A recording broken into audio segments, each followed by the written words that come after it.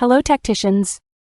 Just like experimental David Bowie is best Bowie, ranting Cowran is best Cowran, so let's see what he thought when he saw the new hero, Mataneo's abilities, right after waking up. Prepare yourself for a Rantview. Good morning, tacticians! Well, Mataneo's banner is now in the game, and his abilities and traits are visible. God damn it, I sound like a broken rust bucket. So, let's have a really quick look at him. Jump pack, Intercessor Sergeant, nice model, blonde, curly, a Greek god, apparently. Has a plasma pistol and a really big fist, sparkling power, so he will probably be dealing plasma damage with the pistol, maybe at range even. Still, I'm sure you have seen somebody else's review of him, which I haven't watched. Not that I hate the other content creators, I just don't want to be spoiled. Or he will be punching stuff with this puncher. Okay, can live with that. Now, deep strike. Okay, that's interesting, and it probably means to simulate that he drops from being on the jump pack to wherever the hell he wants. I'll get to this later. Flying.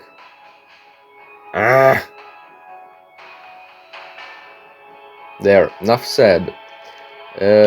Rapid assault. +1 movement until it makes either a melee or ranged attack. We'll get to this. Okay. So active ability. If he has not moved, that means on turn 1 possibly. He gains he is unable to be overwatched until the end of this turn. I'm assuming that means or is meant to emulate that he is too fast to be overwatched and charges an enemy within 6 hexes. Okay, so first, charge. That's the new quote-unquote mechanic which triggers when you move your unit or hero to its target from outside of melee range.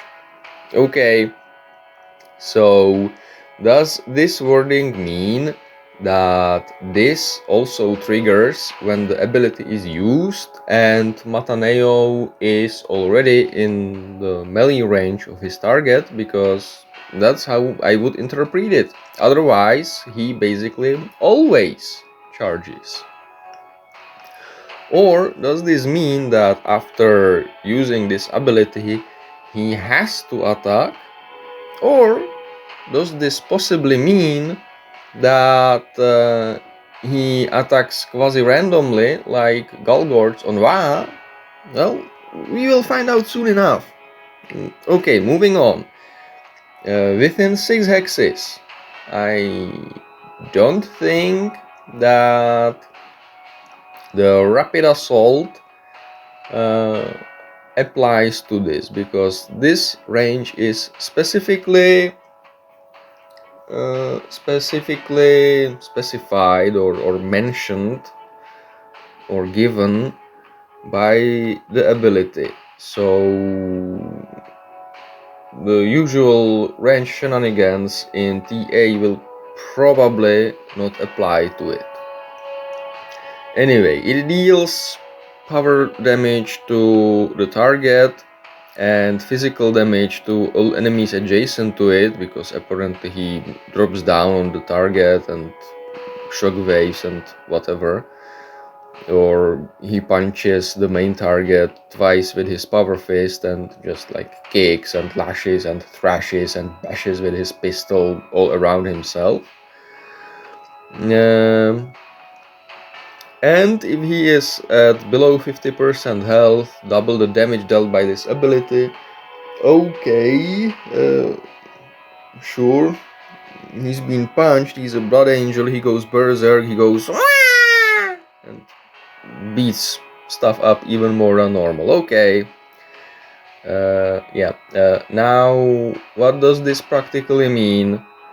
In the TA, you can, on some small maps, assuming that flying still applies to this ability, so I'm looking at you, choke point, you can basically activate the ability which should get Mataneo out of deep strike, assuming that assuming that it doesn't VAR him. Now you should probably be able to do the Ragnar scream possibly twice and then attack with Mataneo, doing an AoE Celestine on turn 1. And well, if you don't need to do it on turn 1, you can assume the standard Anshi turtle formation somewhere usually, and do it on turn 2. Snowprint, I get it. You apparently like the Anshi quote-unquote meta in the tournament arena, and yeah, that's all I'm going to say about this for now, because I just don't want to be that rude in the morning. Right, moving on. Passive ability. When charging, Mataneo summons 2 jump pack intercessors who are like baby Thors, so Mata babies probably, with 2 chain hits with some low damage. At level 50 they will probably scale to something like 1800 or something, because that's how the abilities seem to scale. Who have summon, flying, and rapid assault. Oh, that's nice. Red thirst, that will probably cause them to deal some more damage or something. And the rapid assault means, because they usually get summoned every turn, we'll get to that later, that they will always deal plus 25% damage, because they immediately attack the target just like normal baby Thors. Now, at the beginning of each of Mataneo's turns, if he is still on the battlefield, all jump pack intercessors summoned this way leave the battlefield. Okay, so they basically rotate and are there to take hits from summons and be in the way. After Mataneo has died, they will stay on the battlefield, like the stink after a fart, or maybe like the awkward silence after my unfunny jokes. That's fine. Technically, I suppose you can have up to 4 of them on the field if you res Mataneo with Isabella. You can possibly have up to 6 of them on the field under some extremely specific conditions. That means on turn 1 you summon, the summons die. On turn 2 you summon more and only Mataneo dies, and on turn 3, no, never mind, that won't work, because you need to have attack with Mataneo and they will have, so okay, probably you can only have up to 4 of them on the field. But the setup for that would be really awkward and it wouldn't really work. Well, at least I see that Snowprint has learned that infinite summons that stay around are a bad idea from Show Soul and possibly from, well, all the other permanent summoners. But yeah, that's going to be Mataneo, and I mean, for PvE this is fine. It still is kinda FOMO, to release power crapped heroes every month. I'm not sure he will be power crapped, but he's not going to be all that great for raids, because most of the raid bosses he will be fighting against will not move around, so he will not summon his gang every turn at the very least.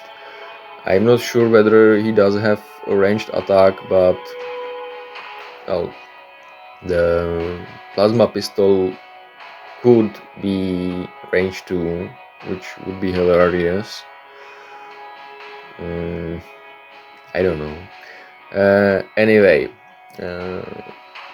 I think I lost my train of thought, so I will stop this here, and let's see just how much fun he is in the TA.